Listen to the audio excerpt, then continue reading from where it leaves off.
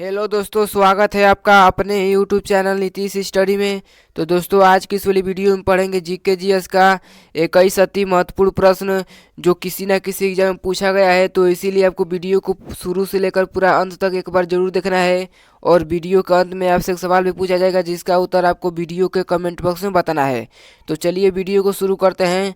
तो आज का पहला सवाल है कि भारत का सबसे पहले तारामंडल कहाँ अवस्थित है।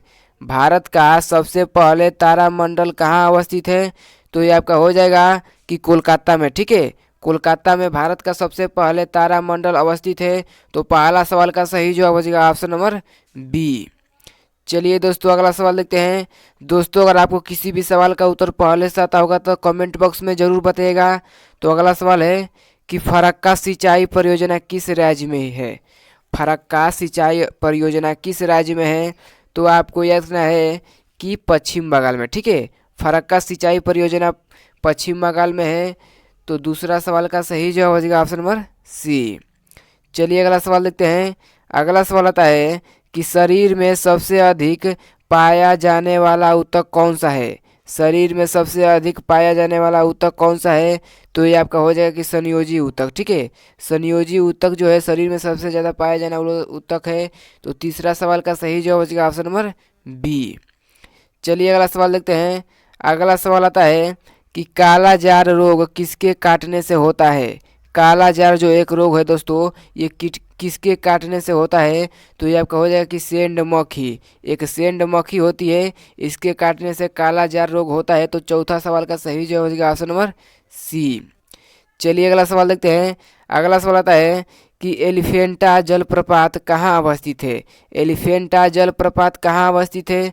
तो ये आपका हो जाएगा कि मेघालय में। ठीक है, मेघालय में एलिफेंटा जलप्रपात अवस्थित है। तो पांचवा सवाल का सही जवाब हो जाएगा ऑप्शन नंबर डी। चलिए दोस्तों, अगला सवाल देखते हैं। अगला सवाल आता है कि गीता रहस्य के रचनाकार कौन है। गीता रहस्य के रचनाकार कौन है। तो ये आपका हो जाएगा कि बाल गंगाधर तिलक। ठीक है, बाल गंगाधर तिलक गीता रहस्य के रचनाकार है। तो छठवां सवाल का सही जवाब हो जाएगा ऑप्शन नंबर सी। चलिए दोस्तों, अगला सवाल देखते हैं। अगला सवाल आता है कि भारतीय रेल डीजल के इंजन का निर्माण कहाँ करता है। भारतीय रेल जो है डीजल के इंजन का निर्माण कहाँ करता है।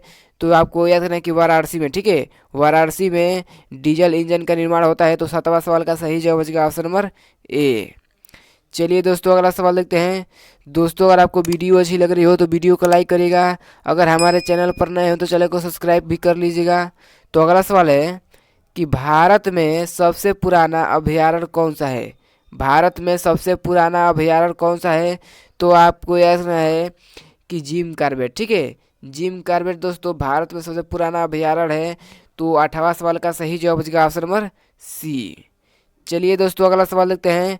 अगला सवाल आता है कि भगत सिंह को फांसी की सजा सुनाने वाला न्यायाधीश कौन था। भगत सिंह को फांसी की सजा सुनाने वाला न्यायाधीश कौन था।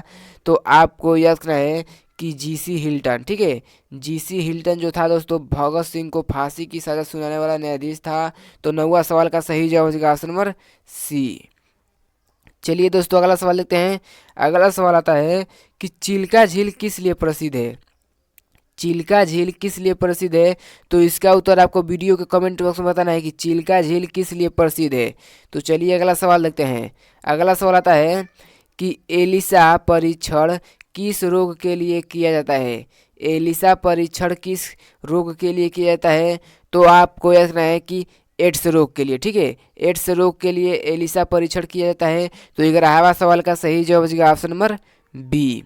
चलिए दोस्तों, अगला सवाल देखते हैं। दोस्तों, ये सभी प्रश्न सिलेक्टेड है, इसीलिए आपको वीडियो को शुरू से लेकर अंत तक एक बार जरूर देखना है।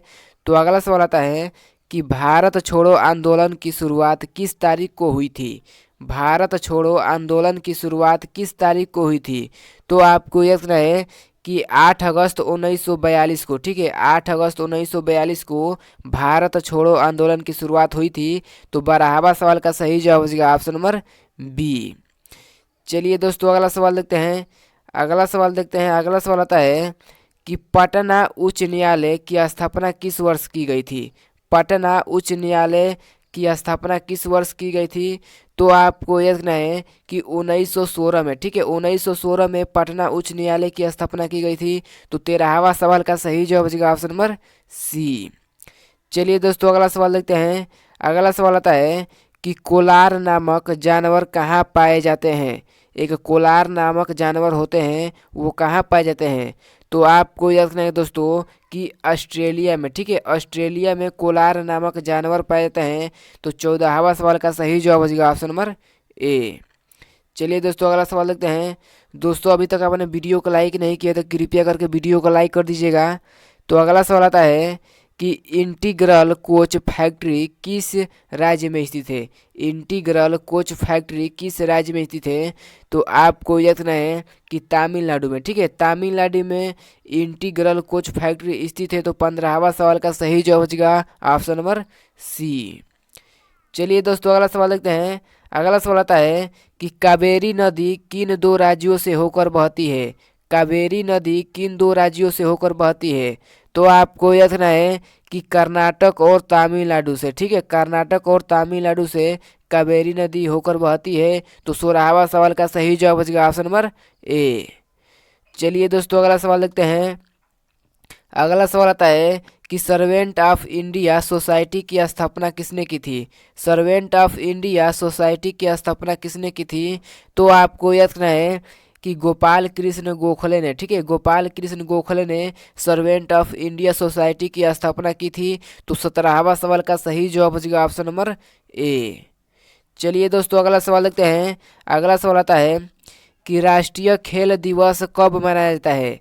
राष्ट्रीय खेल दिवस कब मनाया जाता है?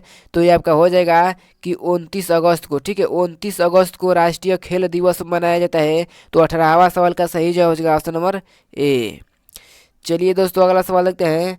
अगला सवाल आता है कि रक्त की आकृति कैसी होती है? रक्त की आकृति कैसी होती है? तो ये आपको याद रखना है कि क्षारीय होती है, ठीक है, रक्त क्षारीय होता है। तो 19वां सवाल का सही जवाब हो जाएगा ऑप्शन नंबर ए। सवाल देखते हैं। अगला सवाल आता है कि डलमा अभयारण्य किस राज्य में स्थित है? डलमा अभयारण्य किस राज्य में स्थित है? तो दोस्तों आपको याद रखना है कि झारखंड में, ठीक है, झारखंड में डलमा अभयारण्य स्थित है। तो 20वां सवाल का सही जवाब हो जाएगा ऑप्शन नंबर बी। चलिए दोस्तों आज का लास्ट प्रश्न देखते हैं, जिसका उत्तर आपको वीडियो के कमेंट बॉक्स में बताना है कि ये भी बताना है कि इन सभी प्रश्नों में से आपका कितना उत्तर सही हुआ है। तो आज का लास्ट सवाल है कि बद्रीनाथ किस नदी के तट पर बसा है? बद्रीनाथ किस नदी के तट पर बसता है? तो इसका उत्तर आपको वीडियो के कमेंट बॉक्स में बताना, जल्दी से बताइए। अगर आपको वीडियो अच्छी लगी हो तो वीडियो को लाइक कर दीजिएगा, वीडियो को शेयर करिएगा, चैनल को भी सब्सक्राइब कर दीजिएगा। तो चलिए मिलते हैं अगले वीडियो में, तब तक धन्यवाद, जय हिंद।